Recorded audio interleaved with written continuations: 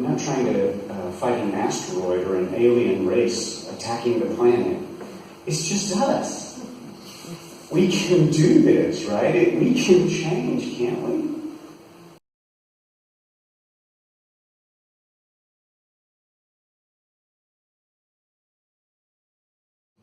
I am leaving here to go to the airport and get on an airplane to go to North Dakota and meet my lawyer and go to a hearing.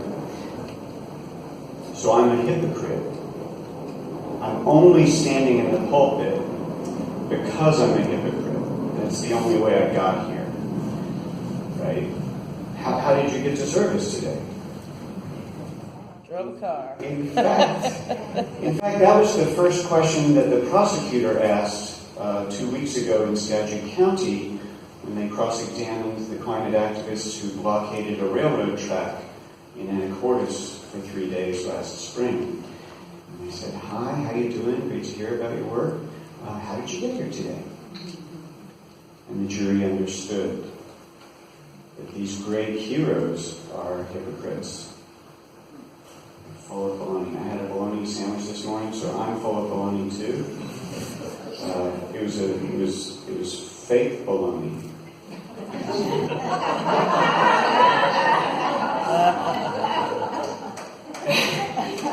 You don't get any more full of bologna than fake bologna. Okay. So the planet is in emergency, in crisis. And I wish we could have a conversation. Maybe we can schedule a time here to have a group therapy session for the Great Barrier Reef. I see some nodding heads.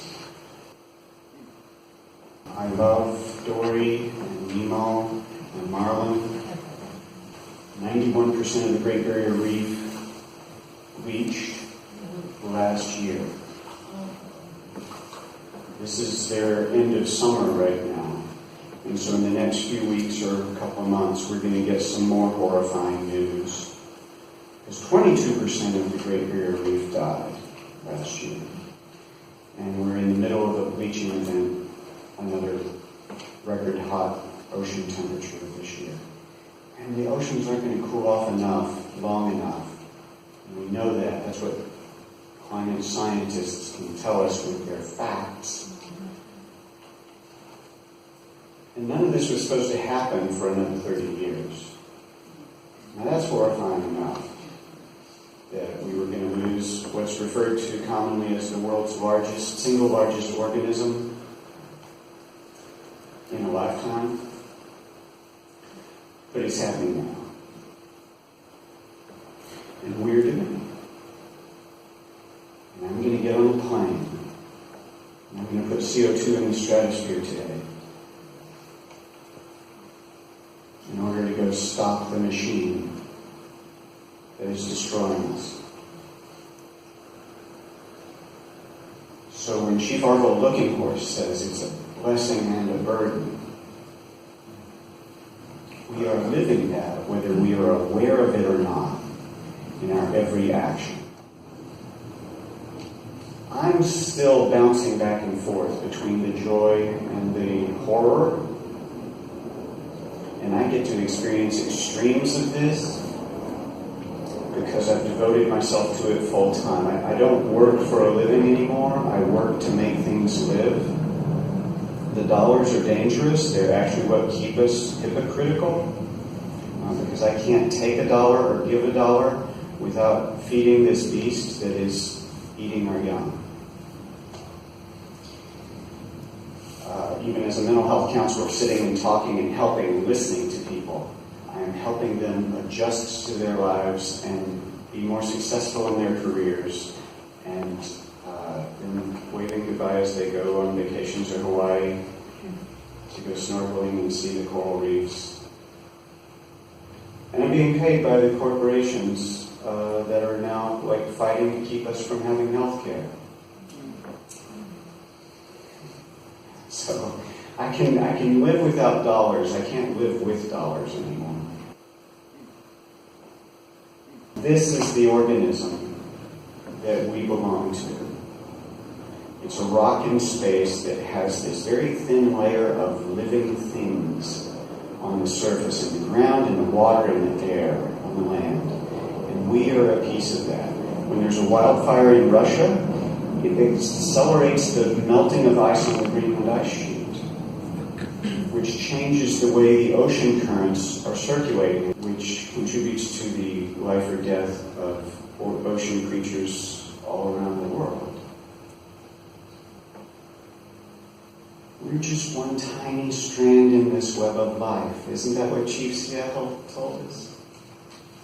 There's nothing that we have learned, and the more we learn about climate science from the molecular level to the global, nothing that the indigenous folks weren't trying to tell us 500 years ago. So, 15 million years ago, there were these creatures living here. And they lived here 5,000 years at a time. And they lived right where this sanctuary is. This might have been the stump of something massive a long time ago. And that thing living in that one spot is cleaning millions of gallons of water, millions of pounds of air, all day and night, every day, for its entire lifetime. Those are almost gone. There are only a few left in California right now. A little indigenous wisdom: only after the last tree has been cut down, only after the last river has been poisoned, only after the last fish has been caught, only then will you find money cannot be eaten. Now, I grew up believing that you are what you eat. Did somebody else hear that when you were little? Yeah. And now I can look under a microscope and I can prove it. There is no part of me that is not dirt, which gives me plants and food, or air or water. My DNA, if you look at my DNA and you measure it out, I am not 95% Homo sapien. I am 95% bacteria. That's not human. I am a host. Right? I'm only here because there's some bacteria living in my gut helping me live. What does it mean to be Mike? You know, and I'm 70% by volume water, H2O. And if I leak a little bit out, I put some more in, and then I'm okay, right? I keep balance that way. I'm also only animated today because I'm not holding my breath. So when the air goes in my throat, into my lungs, when does it stop being air or nature and start being Mike? When it gets into my bloodstream or when it goes through my heart? Is that when it's Mike? Or as I breathe it back out as CO2 mostly? Is it no longer Mike and now it's air? What does it mean to be human in a time when if you take a deep breath right now and you hold it, for every 4 molecules of CO2 that you just breathed in, one of those was placed there by us, human polluters. And most of that in my lifetime. You can breathe out. Keep breathing. Keep breathing. Keep breathing. But that's how much we've changed the planet. That's how much we've changed this organism that keeps us alive. So I started this website, Climate Change for Families. You can go there and see stuff that kids are doing that I find inspiring. When I have time, I post their actions because I believe that they are the reason we will change our pathological behavior. Because we're wired DNA to care for our kids. But we've been moving into now, and this is now an emergency. 2017 is a crazy emergency. Plant for the Planet, some of you may have heard of them. These kids are planting trees, 1,000 billion trees around the world with the United Nations. and I help get them going here in the Northwest. You can host an academy with a couple of adults. We've had several UU churches hosting academies, and at the end of the day, they're ambassadors for climate justice. And they go out and plant trees, they learn how to plant trees, speak to leaders, organize their communities and schools, and sue the government. Yeah, and they're winning. So yeah, the children are suing the government because I met with a lawyer and helped them organize. We got the first victory in U.S. history where a government was ordered by a court to fix climate.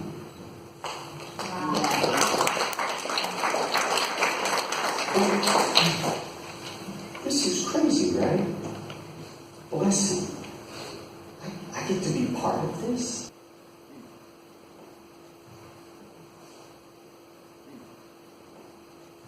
So I went to North Dakota, and I actually, with these two hands, stopped the Keystone 1 pipeline. Woo! Yeah. I can't believe the Keystone's in the news again because yesterday, Friday, there was a permit issued for its cousin, the Keystone XL. This was near the Canadian border, and we locked it shut. Cut two chains that wouldn't keep your bicycle safe in Seattle. Turned the emergency shut-off safety valve. It's an emergency. And locked it shut with a little padlock, $5 at the hardware store. And left some flowers in memory of the Keystone pipeline, which should never be turned back on. Of course, it was turned back on. The pipelines were shut off for a day. I did this at the same time that people did it in 3 other states. And in 1 hour, 5 little old white people with bolt cutters shut off 15% of the nation's oil supply for a day. So I'm going to ask a jury to decide what justice looks like for me in rural North Dakota. Because I believe that the crime that was committed on October 11, 2016 was not people with bolt cutters turning off the emergency valve. I believe the crime was, in my case, 590,000 barrels of tar sands oil traveling across the continent at 150 degrees as the pipeline temperature, external temperature, full of toxic carcinogenic chemicals, poisoning oceans worth of water in Athabasca, from the Athabasca River, one of the world's great untouched watersheds in Canada. Yeah, I think that's the crime, and I think that the crime ended when the pipeline stopped moving.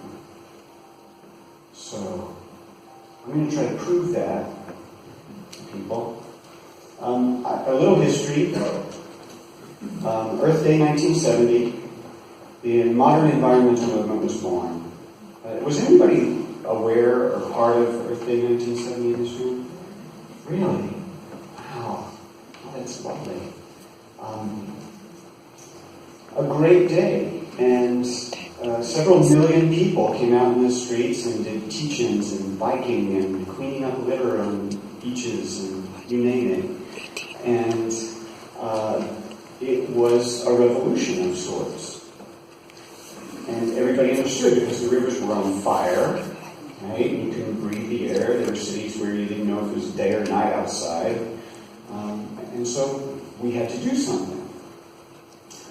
We now pollute at least 60% more each day than we did in 1970. And since 1970, for all of our modern environmental groups and efforts, there are half as many vertebrates alive on the planet as when I was in first grade, celebrating the first Earth Day. Did I mention this is an emergency? By 2020, that's going to be 2/3 less vertebrates living on the planet. Now, we can stop polluting today, and we don't get to change that. We have animals racing towards extinction, and this is not a questionable thing. This is a census. Right? This is observed. I'm not predicting what's going to happen 500 years from now. This is the burden. The blessing is, we are nature. There's no part of me that's not nature. We are nature, defending itself against us. That's why we're here. That's why a clever, sophisticated species gets to hang around long enough to undo the damage that we have caused and set things right so that other creatures, other plants and animals, get to keep being here. So it's a blessing to meet the enemy and realize, ooh, I have some influence. I'm not trying to fight an asteroid or an alien race attacking the planet. It's just us. We can do this, right? We can change, can't we? But we have to stop being hypocrites in order to do that. So here I am in middle school, and the Earth began running a fever in 1976. We haven't had an average 20th century temperature since then. I was in middle school. I was going to church camp. I saw what I thought was the face of God or love itself. When I went into the mountains, I grew up in Houston, Texas. There are no mountains anywhere near Houston, Texas. We drove for 2 days in a school bus to get to a church camp where I saw a little trickle coming down a mountain stream and hitting a rock. And this friend of mine had gone off on this trail, and we saw this little fountain of water just splashing off this rock. My friend Cindy McGee, I'll never forget, she reached her hand out into that water, and my little brain melted. It was God. It was love. I've never seen anything like it. I've been reading about the water of life, the fountain of youth, you name it. I've never seen it before. I grew up across the street from Shell oil refinery and 50 miles of oil refineries. 1/4 of the nation's oil was refined in my hometown, and I went to the most polluted schools in the country. And I had never seen water trickling down the side of a mountain that you could reach out and drink from your hand. Oh, wow. That was too much. So now I get to live up here, where we're surrounded by this